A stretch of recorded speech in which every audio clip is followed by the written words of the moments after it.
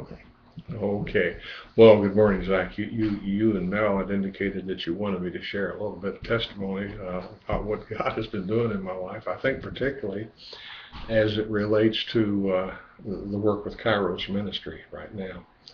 I became aware of Kairos Ministry back in early 2011, and was so impressed by some of the discussions that we had with Michael Wire, for example, that I decided to go ahead and work in that ministry because I sensed at that time that God was moving in my life and calling me into that kind of work. I didn't know why, but as it turns out, I responded, realizing that God really wanted to show me something. And as a matter of fact, when I went up there for that very first meeting, it was either January or February of 2011, to begin preparing to work in that Kairos weekend, the latter part of April through the 1st of May. One of the questions that they asked each of us newcomers was, why are you involved in this ministry?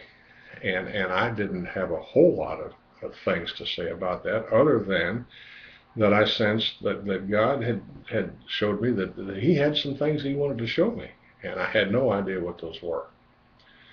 So I kept myself attuned to what He might reveal to me as we went on with that work, and I, in fact, served that first weekend, and it was a tremendous experience. We had 36 offenders that were there at that particular time, and all of them, before the weekend was over, indicated, with the exception of one, that they had made a decision for the Lord Jesus Christ. They had been saved. And later on, we had that one who said that he couldn't make that commitment at that time, has since become a very strong leader in the community of those incarcerated there in the prison.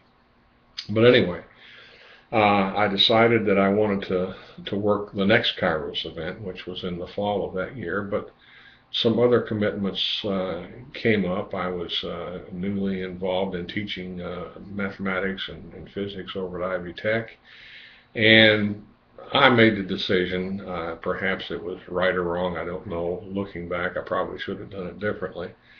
But I chose not to serve that particular Kairos weekend. And so my next opportunity to serve at Putnamville came about the following spring, in April of 2012. And I recall as we were preparing to take our Department of Corrections training there in the correctional facility there in Putnamville, that one of the guys that was Don was his name, was preparing as a member of our team, was going to be doing the cooking, food prep, and so forth. Had that area of responsibility as leadership. And toward the end of the training that morning, he let it be known that he had been incarcerated there. He had been a prisoner at Putnamville back in 1958, and I tell you, my mind just immediately flashed back to 1958, because that was the year that I had transferred from the University of Louisville up to Indiana State Teachers College, it was in those days, and my girlfriend, Janice, who was subsequently my fiance,